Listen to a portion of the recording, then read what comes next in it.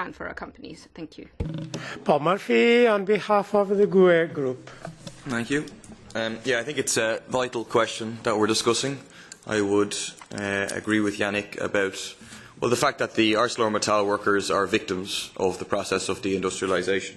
The workers in Liège and Florange are, precisely a microcosm of what's happening in Europe, whereby in their case, they're threatened with being thrown onto the scrap heap by what is still a majorly profitable company.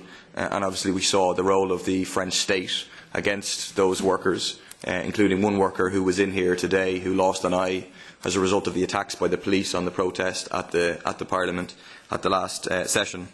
And so they're an illustration of the point, but the point is broader than that. You have 26 million workers unemployed across Europe, and an important part of that is the process of deindustrialisation. And I think you have to ask the question, well, why? Fundamentally, what is the process of deindustrialisation rooted in for Europe? And there's many different aspects, but I would say a crucial factor that we haven't spoken about yet today and has to be identified is the dramatic decline in private sector investment in Europe over the course of the crisis, and basically it continues.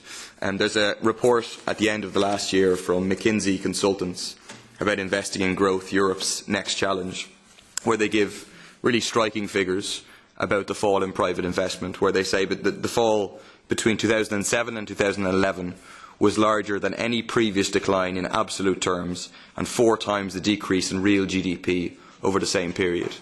So it dropped by 350 billion euros, private sector investment in Europe between 2007 and 2011, 4 times the fall in GDP, 20 times the fall in private sector consumption.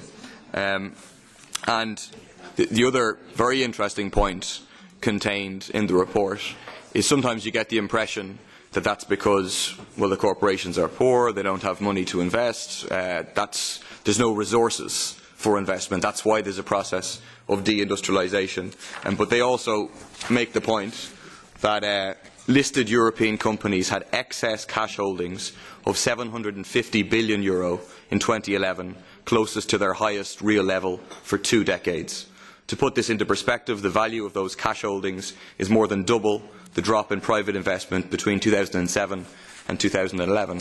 And that actually, it's not even just a European-wide phenomenon. In the developed, so-called developed capitalist world, in America, etc., you have almost record lows of percentages of investment of gross capital fixed formation as a percentage of GDP.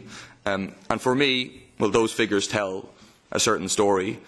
And my conclusion will be that the Commission's plan of incentivising private sector investment won't work, won't be sufficient, because the story they tell is that what's happening effectively is a strike of investment by capital, that you have profit rates have increased over the past 2 to 3 years. They're making more profits than before. Investment continues to decline, and you have massive amounts of cash hoarding. And so on the one hand, you have 750 billion euros sitting in cash, unused. On the other hand, 26 million workers condemned to wasting, idling all their talents, all the resources, all the investment that went into training those workers simply being wasted. And so my point being that a solution that relies on the private sector isn't going to cut it. 1, we need a plan.